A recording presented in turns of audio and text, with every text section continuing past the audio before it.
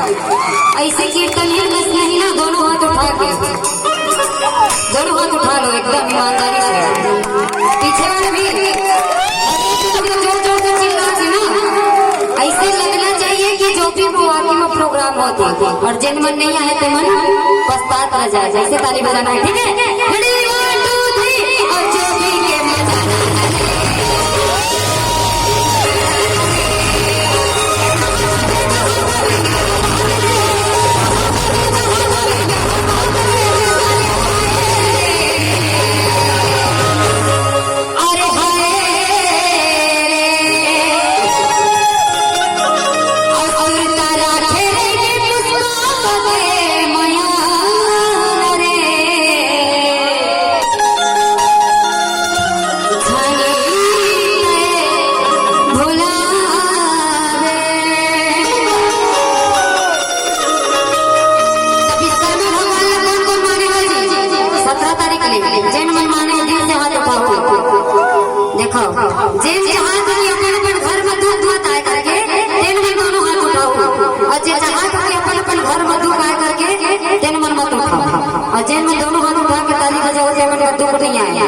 विश्वकर्मा भगवान से प्रार्थना है, ठीक है? और सम्राट के माया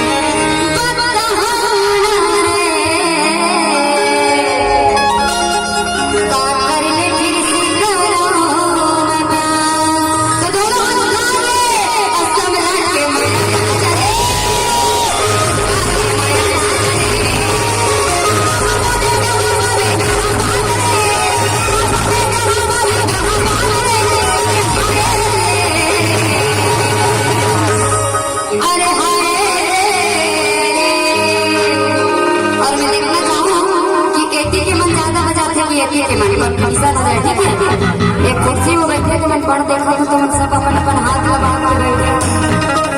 मैं देखा था कि खेती के मन चिंता की खेती के मन बताऊं लास्ट में, ठीक है? और सम्राट के मैं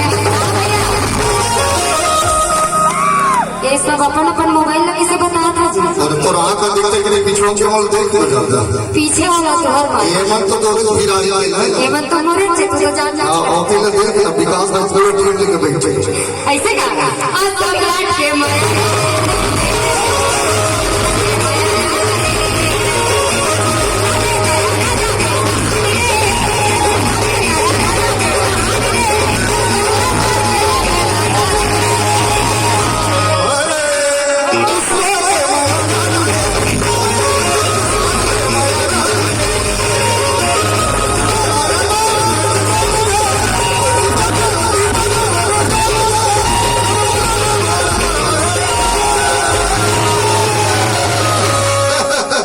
अच्छा है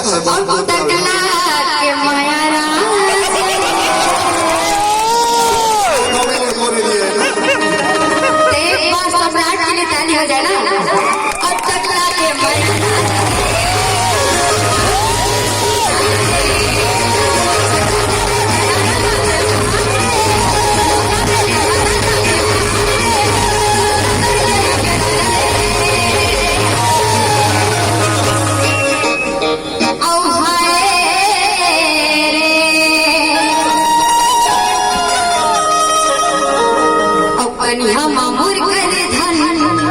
ओ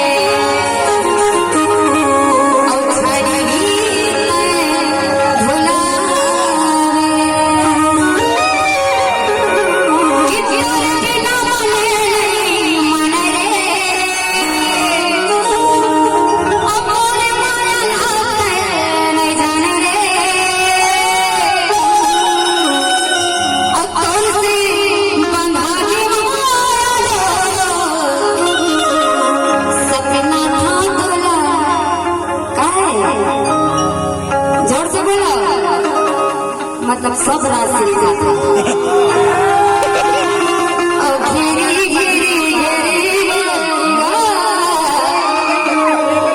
और सपना था तोरा घेरी घेरी अब पुष्पा के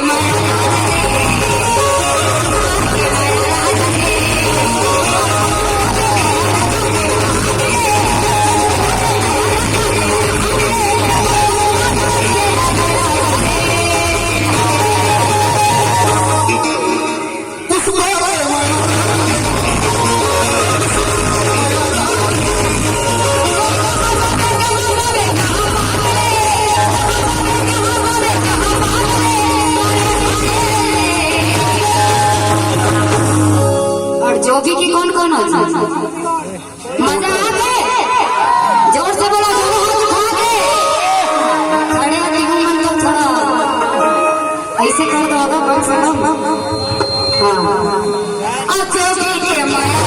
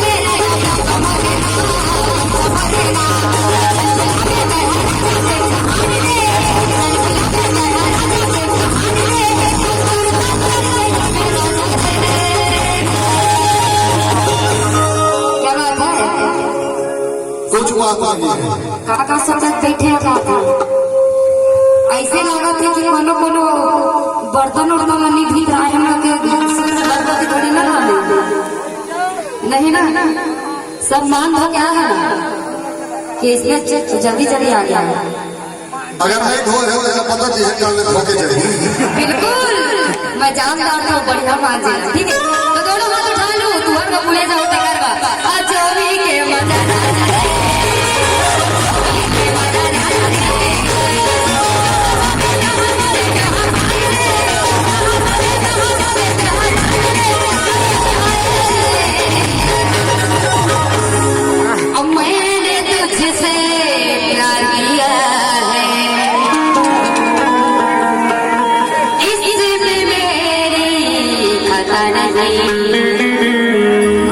इतना प्यार किया है तुझको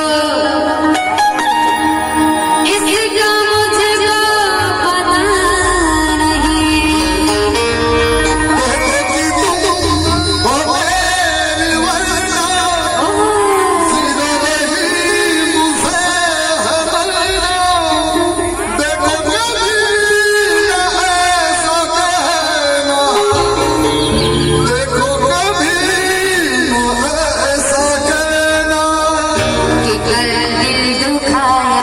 मैंने तुम्हारा इस बात का मुझको है आज तक गम ये सोच के माफ कर देना मुझको आज मैंने चुप नहीं खाया के माया राजा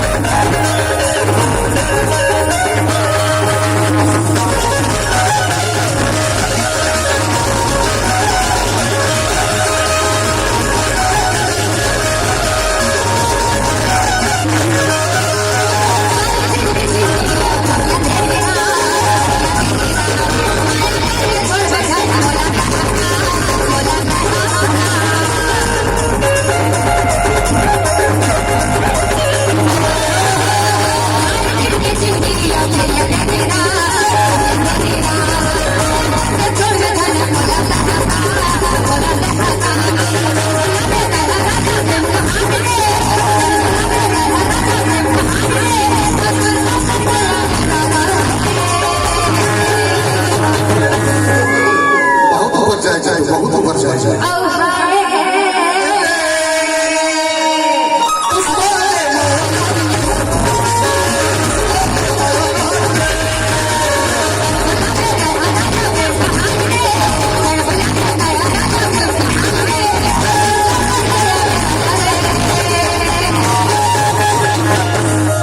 अरे गाना का लास्ट लाइन है जी, सब दोनों हाथ उठा के ताली लगा देखो भगवान जी को हाथ दे अपन अपन हाथ में बांध के बैठे मरना है, ठीक है।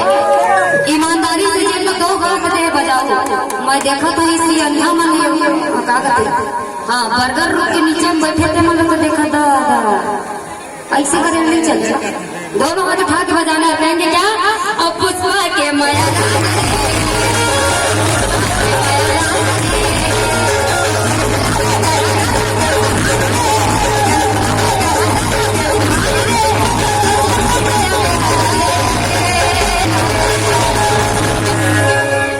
मात्र एक जन बजा था, मैं देखा था ना इतना कंजूस, सिर्फ पीला वाला बजा है, बाकी सब कंजूसी मैं देखना चाहता था खड़ा होकर, ठीक है। और जो भी दोनों हाथ उठा और जो भी मजा